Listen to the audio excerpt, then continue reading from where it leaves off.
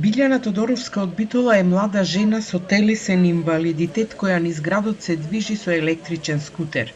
Иако вели ова превозно средство значително ја зголеми мобилноста, сепак физичките бариери се уште големи, но уште потешко ги доживува менталните препреки, предрасудите и дискриминацијата.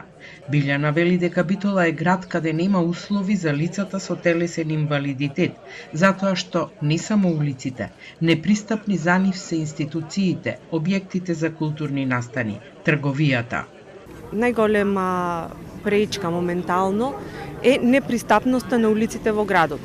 21 век, 24 година, нигде нема пристап, само по широк сокак, а другите улици се сите скроз со високи тротоари, со барикади, со се. Секојдневно се сретнуваме со многу пречки и на патот. За жал и менталитетот ни е на многу ниско ниво, но и бариерите физичките се исто така многу големи.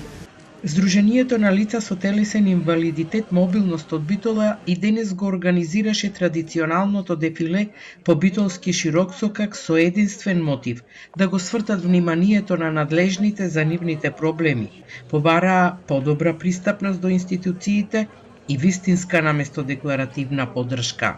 Најголема пречка која ни постои е пристапноста, односно мобилноста. Нема мобилност, нема движење без пристапност.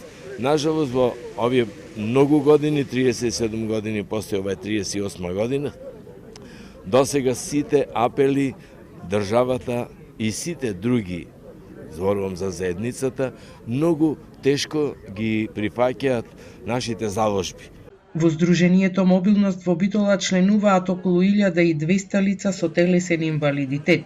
Најмногу бројна е популацијата која е најактивна во животот, но овие луѓе немаат можност да бидат рамноправни членови на општеството.